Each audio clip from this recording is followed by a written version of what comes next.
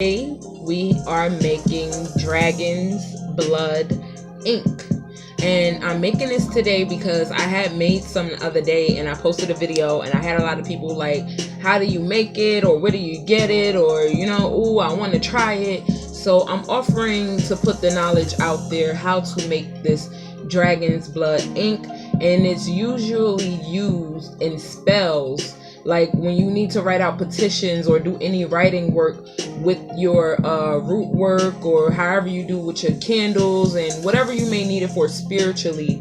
It's a very powerful ink, and it's made out of dragon's blood resin, which is here. And I put myrrh in mine and frankincense. The frankincense looks a little bit red because I have the mortar, and I used this in the mortar and then I put this in there right after, so it changed colors. But today I'm going to be making two separate inks, and I'm going to be showing you basically two different ways that you can make this dragon's blood. Excuse me. So one of my main bases will be Florida water, alcohol base. Florida water is very good blessing water, and we use it a lot in hoodoo, or even in certain religions they use Florida water. And then we're going to do it the regular way by using rubbing alcohol. And I'm basically going to just be showing you, how to make this ink. So like I said, what you would need to do this project, the minimum things that you would need would be just the dragon blood resin and the frankincense, and either the alcohol or the Florida water. And you want to use alcohol or Florida water because it helps hold the ink together, whereas you use something with water, or you use something with like oils, and you have the separation going on. You got one product on the top and the next product on the bottom. So let's get started. And I have nothing to grab up my resin with, but okay. So I have two tops here, two mason jars, and usually people put these in their little tubes, but I want to store one for a very long time, and then I'm going to actively be using this stuff, so I'm going to need it quite often. So I have my lids labeled Florida water, and then rubbing alcohol. So I'm going to fill my first mason jar up with some rubbing alcohol.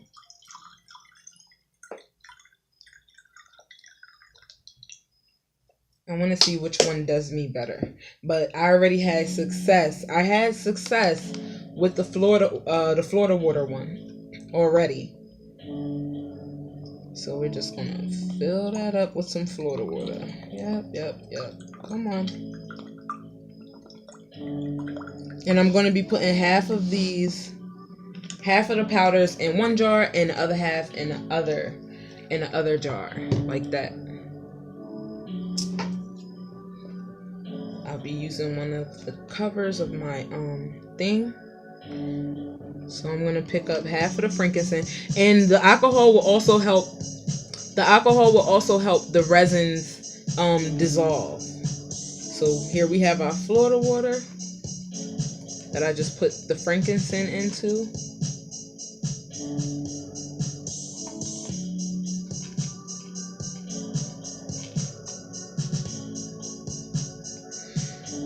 And then I'm going to put the other half of resin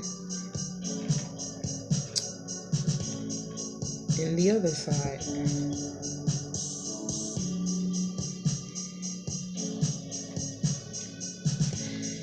This usually comes out to either be a pinkish color or a reddish color normally.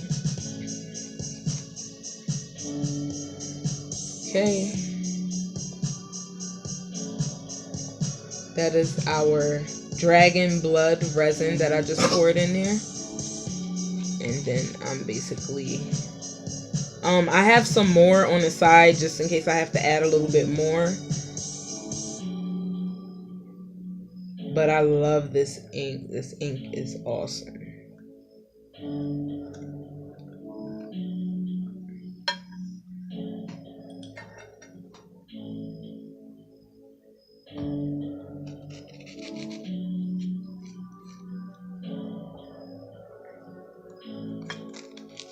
Now I'm adding in my myrrh, which is optional. The myrrh is very optional, but I have a lot of spiritual work coming up, so I'm like, I might as well make it as strong and as potent as possible. Okay, and then I'm just going to take a little stick and stir it up.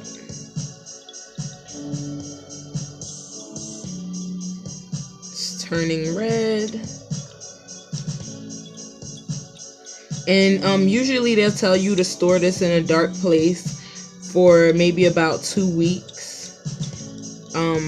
Other videos that you may watch making this won't tell you to store this up to 2 weeks.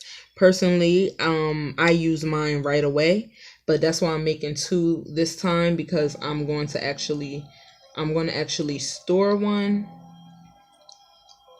and the other one I'm going to use if needed, but I'm still going to store it,